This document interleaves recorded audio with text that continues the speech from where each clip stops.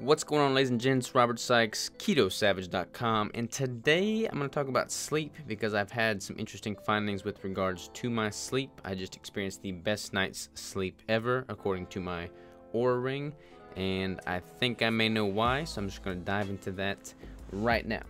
First, to give you some background, I get terrible sleep. Y'all call me out on how terrible my sleep is. I get it, I understand. I'm sorry. I get usually between 4 and 5 hours of sleep, sometimes 6 hours of sleep a night. And my sleep efficiency is actually normally pretty good, usually between 80 and 90%. My REM sleep usually is what suffers, around 30 minutes of REM, and then my deep sleep varies from about 40 minutes to about an hour. I've been trying to do all the different sleep packs. I wear the blue light blocking glasses. I have a really good mattress. It's like one of those eye comfort, I think, foam mattresses. I try and what else do I try and do? I've been doing the mouth taping, so I've tried that. And no matter what seems to happen, no matter what I do, it never really seems to result in a great night's sleep. I'm still waking up feeling tired.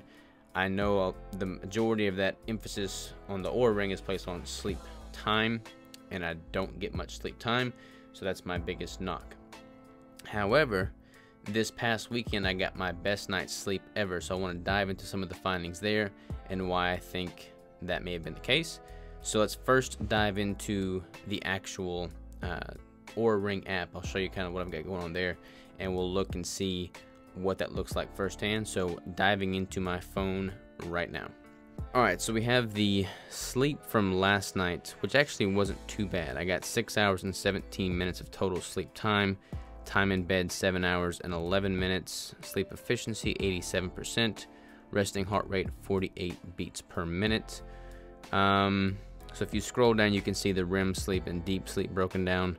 43 minutes of REM and 1 hour and 43 minutes of deep. Now this is an atypical night because I went to bed I think at like 8 o'clock, which is what I'm gonna try and start doing, but that's not typical. Yeah, see right here it shows 7:59 p.m. sleep time, 3:10 a.m. waking time, and then it breaks down your time awake, your REM sleep by percentage, which is pretty interesting. Shows the resting heart rate there, and then average beats per minute and minimum beats per minute. So this was last night, which is again is not too bad, but we scroll back to let's see here. 88 is my highest sleep score. I think that's why I've got my little crown there on top. So total sleep 7 hours and 8 minutes. I think 7 hours is like my ideal sweet spot. Efficiency 94%. So the time I was laying in bed, the majority of that was spent sleeping. And then restfulness optimal, REM sleep 1 hour and 49 minutes. I've never gotten that much REM sleep. Deep sleep 1 hour and 35 minutes. I've gotten that before, but never in tandem with the REM sleep being as high. And then there you go. I mean, I didn't really wake up at all throughout the night. It was just perfect. Went to bed at 10:30, woke up at 6 a.m. Resting heart rate stayed pretty level throughout. This was let's just go back a little bit more. So Saturday was also under similar conditions, not quite as good, but pretty decent. Sleep score 86. My sleep time was much higher there. REM sleep was still 1 hour 28 minutes. Deep sleep 2 hours and 11 minutes. Like that's crazy high for me. I never get these high numbers. I mean, if you go back to Friday wasn't near as good. Thursday, I don't know why it didn't track on Wednesday. That's strange. Maybe it was charging or something. But like a typical night, let's go to like Monday here. So 5 hours 48 minutes total sleep time. Time in bed 6 hours 17 minutes. So 92% sleep efficiency. But I mean, REM sleep 48 minutes, deep sleep 1 hour 3 minutes. Waking up a little bit throughout the night. So just not near as optimal.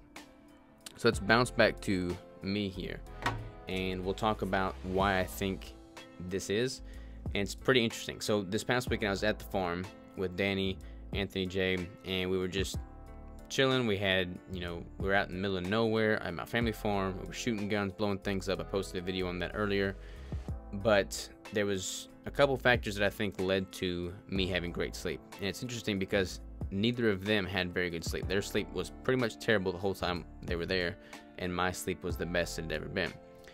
And I was sleeping like here at the compound. Actually, I don't sleep at the warehouse, so at my house I have this really nice iComfort mattress, like I was saying. Like, I've got all the specs that are supposed to improve my sleep. At the farm, I was sleeping on this little twin size bunk bed that's got like rat crap all over it and no spring. I mean, it's just like not optimal sleeping conditions, but my sleep was better than ever.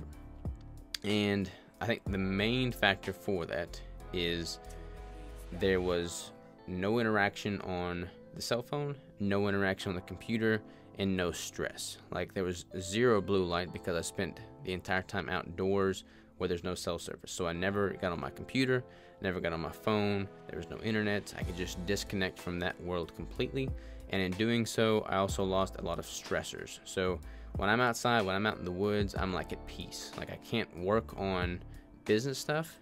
And when I can't work on business stuff, I go into just total rest, relax. I mean, there's kind of like a trade-off. Like, I get really super stressed initially because it's like, wow, I'm gonna be so behind. I'm gonna be behind when I get back to work. Just not good.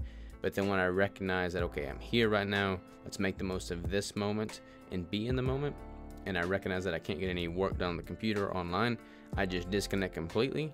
And I think having that going for me psychologically, emotionally, mentally, helped tremendously with my sleep. And then also just not being on the blue lights. Not necessarily the quality of the mattress or any of the other like fancy specs, but more so like a psychological effect of disconnect, rest, relax, and just be one with the surroundings. That, I think, was my biggest contributing factor to the sleep.